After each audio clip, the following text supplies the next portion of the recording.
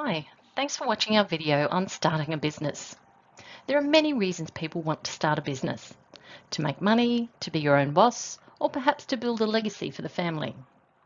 Building solid foundations for the business to operate and be sustainable is absolutely essential. It can be a lot of hard work and you'll have ups and downs along the way, but with careful research and planning, you, like so many others, can make your dream of being a business owner come to life. Before we begin, I need to let you know that the information contained in this presentation is general in nature and has been prepared without taking your objectives, needs, and overall financial situation into account. For this reason, you should consider the appropriateness of the information to your own circumstances and, if necessary, seek appropriate professional advice. In this video, we're going to take a high-level look at the process of starting a business and some of the many considerations that you need to make along the way. Now, every business starts with a vision of what you're aiming to achieve in the business and why.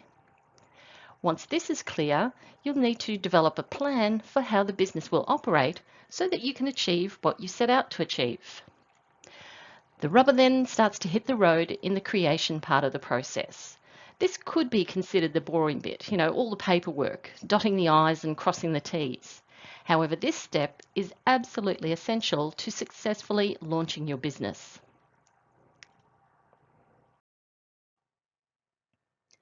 Now, every business owner in the world started like you with an idea or passion that they believed could make them money. Your idea or passion is your vision, and your business is one way of bringing that vision to life. But do you have what it takes to bring it to life? Research indicates that there are a number of character traits that are common to successful entrepreneurs. They include courage, drive, independence, confidence, passion, leadership, ideas or innovation, and resilience. It's one thing to have a great idea, but quite another to go it alone to bring that idea to life. Because when you're starting your own business, you are definitely going it alone.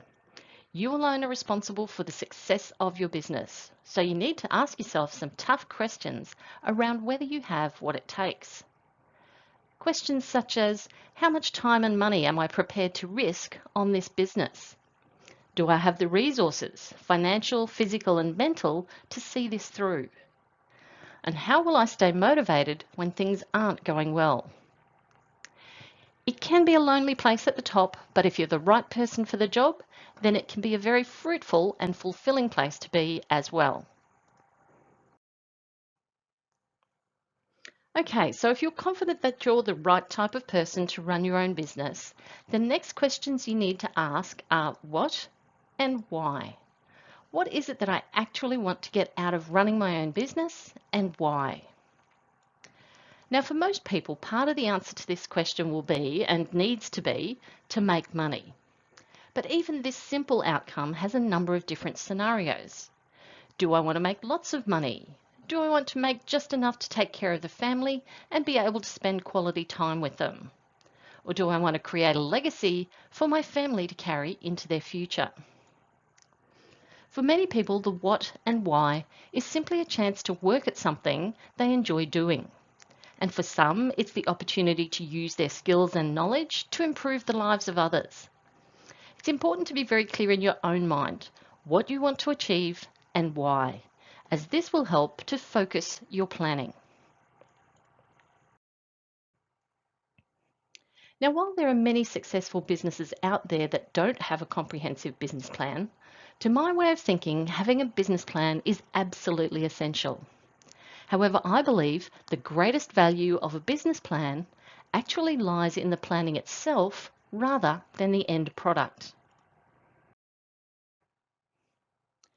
By developing a business plan, you give yourself the opportunity to explore different scenarios, to decide on a path that you think will get you to your destination and what actions you'll need to take to get you there. It's a bit like a roadmap or GPS for your business, focused on your destination and providing guidance for how to get there. So to help with that plan, we like to use a framework called the 7 Ps. The first P, and we've already looked at this to some extent, is purpose. In asking the what and why questions we looked at earlier, we were thinking about the purpose of the business. By identifying this purpose, we can then centre our business on this, and all our other decisions and actions should be aligned to achieving this purpose. Some of the tactics we can then use to achieve that purpose are our product, people, place, price, and promotion. So firstly, our product or service. Now, an effective business plan will include things like exactly what is it that you are selling. What do you need to put it together? How does it go together? And what benefit does your customer get out of using the product or service? By clearly defining what your product is and the customer problem that it solves, you can remain focused on delivering a product that is valued by your customers and that they want to buy from you. Then your people, those who are going to help you achieve your purpose. When you're planning, it helps firstly to think about all the jobs that need to be done and what time and skills are required to do them. This then translates into the people that you will need. Then there's your place. Where will you operate from? Home, online, a shopfront? In what location? How much area or space do you need? What facilities does it need? And so on. Next we have price.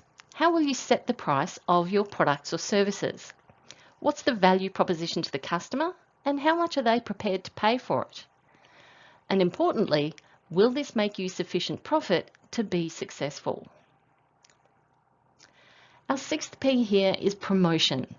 This is about how you will communicate with your customers and potential customers. How do the right customers know that you have the solution to their problem? How are they persuaded to buy from you? What would encourage them to come back and buy again or recommend you to others? The final P is for performance. How do you measure whether you are successful or not, and whether you're achieving your purpose? So having an effective system in place to measure how well your product, people, place, price, and promotion have helped you to achieve your purpose is essential. Addressing the 7 Ps in a business plan helps to build a strong foundation for your business. For further insights into business planning, watch our other videos on business planning and optimising business planning on the Davidson Institute website. So now it's time to start creating the business and bringing the business idea to life. This part of the process may not seem as exciting. There are many I's to dot and T's to cross. However, you'll be thankful in the end if you've been thorough at this stage. Now, in creating your new business, you'll need to select the right legal structure that will help to keep your tax to a minimum and protect your assets. We're going to look briefly at the most common structures and at the various pros and cons of each shortly. Now, you'll also need to ensure you're aware of the statutory obligations of being in business. So we'll look at some of those too. As well, you'll need to consider how you will fund the creation, launch, and ongoing operation of the business. And finally, you need to think about risk management. What are some of the things that could go wrong and what needs to be put in place to reduce the impact on the business? So let's start with the business structures. Now, there are typically 4 main types of structures. It's important to understand the advantages and disadvantages of each structure, and where necessary, seek professional advice to set up the business in a structure that's right for you as the owner, as well as for the business. And remember too that changes to the business structure in the future could be costly. So for instance, if you intend to grow significantly over time and employ people, it makes sense that your structure will need to be different than if you intend to only ever operate on your own.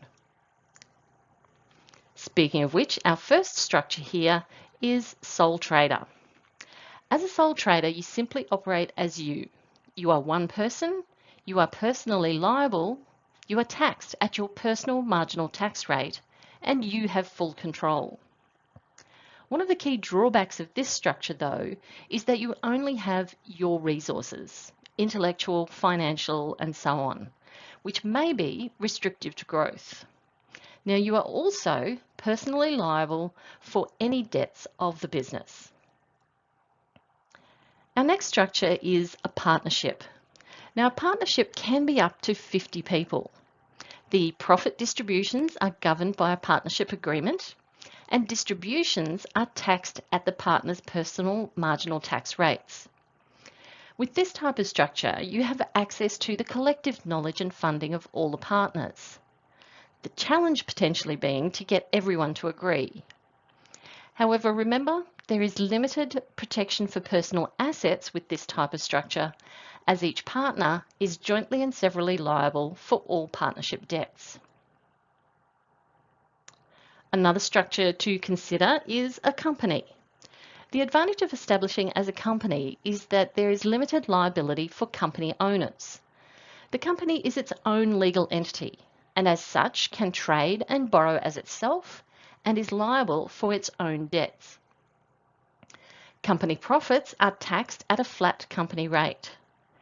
Now, a company is more expensive to establish and administer. However, it can offer protection for personal assets and be easier to manage a change of ownership in the future. A trust is the most complex of all the business structures. However, it offers most protection for owners and most flexibility in distribution of profits. A trust is established via a legal document known as a trust deed. The trust deed appoints a trustee who manages the finances of the trust on behalf of the beneficiaries of the trust. Now, what the trust and the trustee can and can't do are set out in the trust deed, as are who the beneficiaries are and what their entitlements are. Now, a trust is a financial entity as opposed to a legal entity. So assets and liabilities are held on behalf of the beneficiaries of the trust, not actually owned by the trust. Profits are allocated to the beneficiaries and then taxed as the beneficiary's income at their marginal tax rate. Now, while this structure is more complex and costly to administer, it offers limited liability for beneficiaries and more flexibility for distribution of income between beneficiaries. It's often used by family businesses that may span a few generations, or where owners have substantial assets or other interests outside of this particular business. Talking to your lawyer, your accountant, and your personal financial advisor will be helpful when selecting the legal structure for your business. And remember to take into account what you want to happen with the business in future, not just what works right now.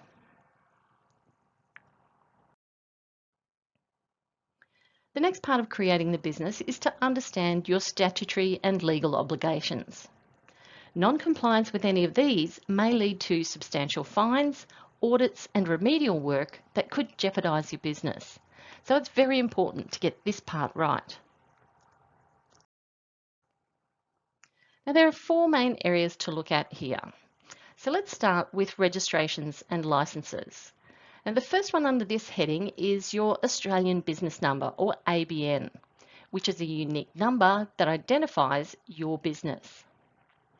You'll also need a tax file number, or TFN, which identifies your business to the tax office. Now, sole traders will use their own personal TFN, but partnerships, companies and trusts need their own tax file number.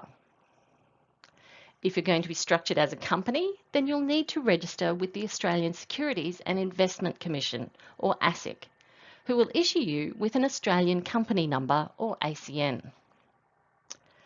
Now, Relationship Authorisation Manager, or RAM, RAM, is a secure logon that identifies the business when it uses a government online service, such as the ATO Business Portal. There are also various federal, state and local council regulations requiring different licensing, permits or registrations for various industries. The Australian Business Licence and Information Service, or ABLIS, helps find this information. And unless you're going to operate just under your own name, then you need to register your business or trading name. A sole trader can simply use their own name, such as Mick Brown, but as soon as you add anything to it, like Mick Brown's Garage, then that name needs to be registered. A company can also use its own name, but again, if you wish to use anything other than the registered company name, it needs to be registered as a business name. The second area we'll look at here is taxes, starting with GST or Goods and Services Tax. If your business provides goods or services on which GST is applicable, then you must register to collect GST if your annual sales exceed $75,000 or if you're a taxi operator. The GST of 10% needs to be included in your price and recorded on your invoice or receipt. The GST you collect and the GST you pay are reported to the Australian Taxation Office, or the ATO, in your Business Activity Statement, your BAS. Now, depending on the size of your business, your BAS can be completed monthly, quarterly, or annually. It's a good idea to discuss with your accountant which is the most suitable for your business and your cash flow. Another tax you'll need to manage is PAYG, or Pay As You Go withholding tax. You'll need to register for PAYG if you're withholding monies from payments to others, such as a business that doesn't have an ABN, or the taxes you withhold from employee wages. Again, this tax being withheld from payment needs to be collected and submitted to the tax office. You may also be paying PAYG instalments yourself based on your anticipated income, which are then netted against your end-of-year tax return. FBT, or Fringe Benefits Tax, is applicable when providing benefits to yourself or your employees, such as private use of a business motor vehicle, club memberships, holiday expenses, and so on. This is a complex tax and best discussed with your accountant. If you're employing people, then you will need to use the tax office's Single Touch Payroll System, or STP, to report wages, tax, and superannuation. Now, these are just a few of the taxes you'll need to manage. For more information, refer to the ATO website and your accountant. Another area you'll need to stay abreast of is superannuation. As an employer, you're required to make contributions to your employees' superannuation fund. This is known as the superannuation guarantee. The superannuation guarantee is payable to employees over 18 years of age or under 18 years and working more than 30 hours a week. The superannuation guarantee is currently 10.5% of the ordinary time earnings,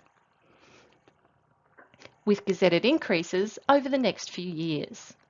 Now, there are very tough penalties if this obligation is not adhered to and lots of legislation involved.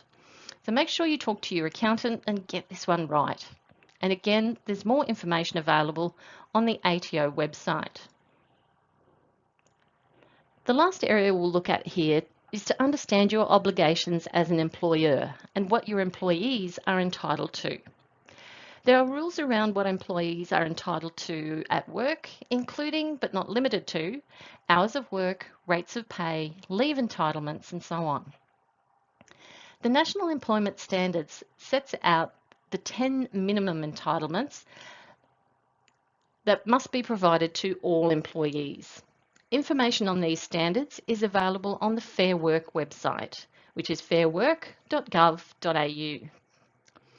Now, in remunerating or paying your employees, ensure you are familiar with the Modern Award, which sets the minimum employment wages and conditions for an industry or occupation.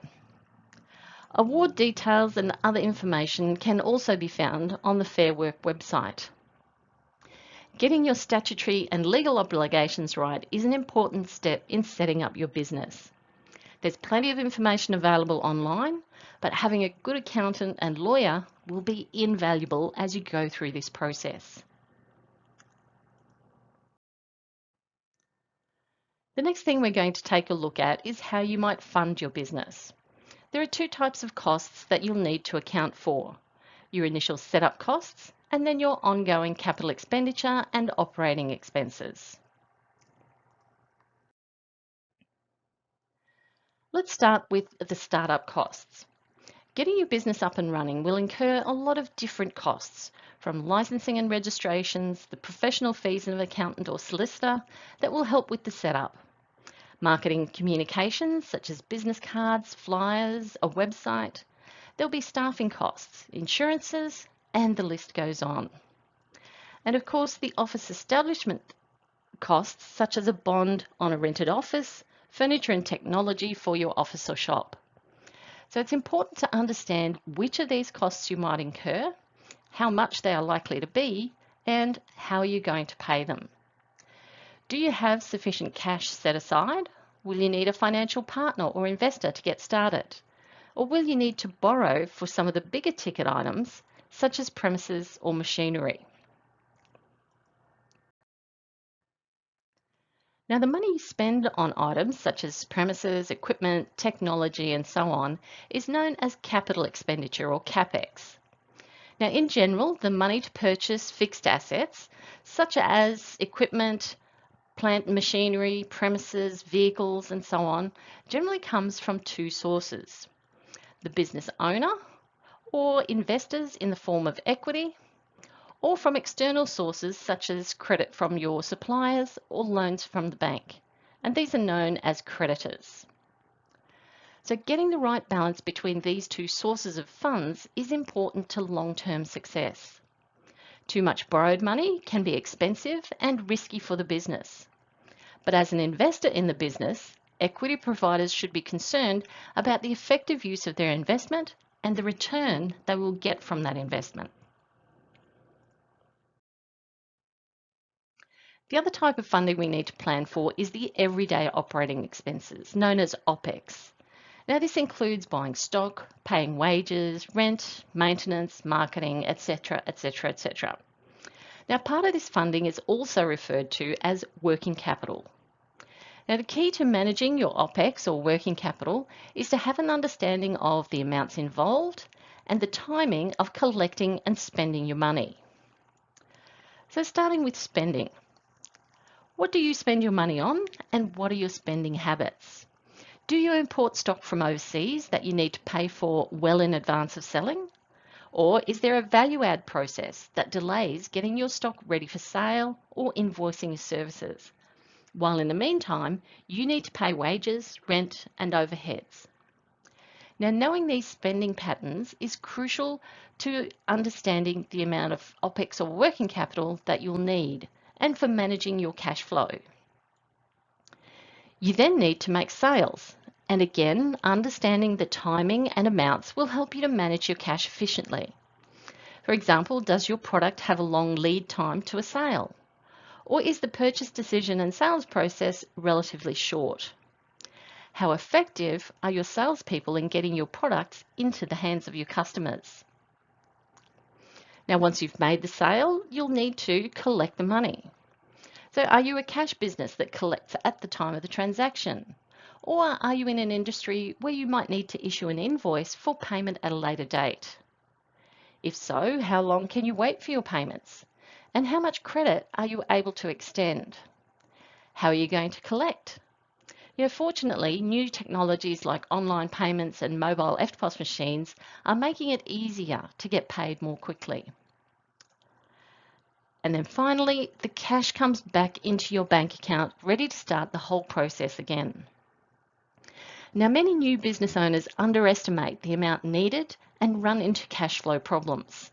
So be thorough and have a good understanding of how much cash you need and how it flows through your business to avoid any cash flow issues. The final part of the creation stage is to implement risk management strategies. As a new business owner, it pays to be aware of the different types of risks that could affect the business and what actions need to be taken to reduce the likelihood and impact of these risks. It's better to address this from the outset, before things have a chance of going wrong.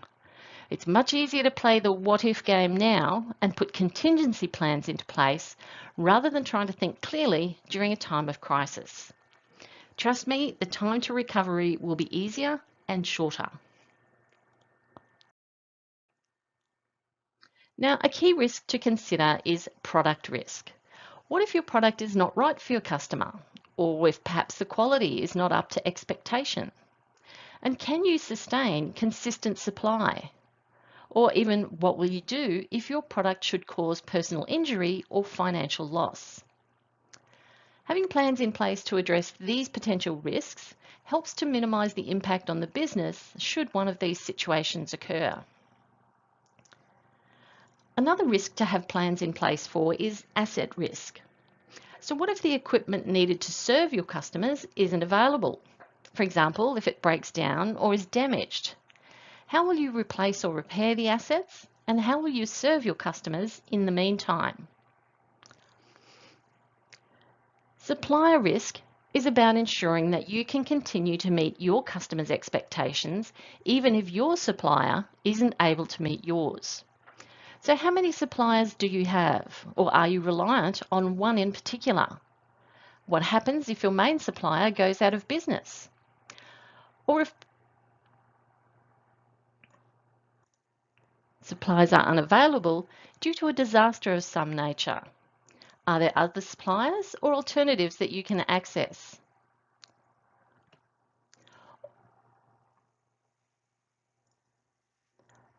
Also consider your people risk. This refers to something happening to one of your people that may have a detrimental impact on the business. What happens if you get sick or a key staff member is ill or leaves? Or even if one of your staff is injured on the job? And what happens if you hire the wrong person? If they don't have the right skills or don't show the desired attitude and behaviours? It's expensive to recruit, so you want to get this right as often as possible. And how do you ensure that they do their job safely, accurately, and take good care of your customers? Financial risk is another to consider. This includes things like interest rates, foreign exchange rates, trade agreements, or even just the general economy. And of course, cash flow. And finally, there's customer risk. It's just not possible to please all of the people all of the time. So how will you handle customer complaints? Or if things get really out of hand, what if a customer takes their complaint to social media or a current affairs program? What if your biggest customer suddenly stops buying from you? Now this could be due to their own cash flow, a disaster of some nature, or even new competition. Understanding the likely risks to your business beforehand and the possible implications allows you to plan for prevention or put in place contingency plans to minimise the impact when an event like this occurs. If you have your vision, you've worked out how you'll realise your vision in a business plan, you've created the infrastructure, addressed your legal obligations and your financial considerations, I wish you every success in starting your business. Thanks for watching our video on starting a business. I trust you found the information helpful, and I encourage you to check out the other webinars and resources on the Davidson Institute website to help build your financial confidence. Bye for now.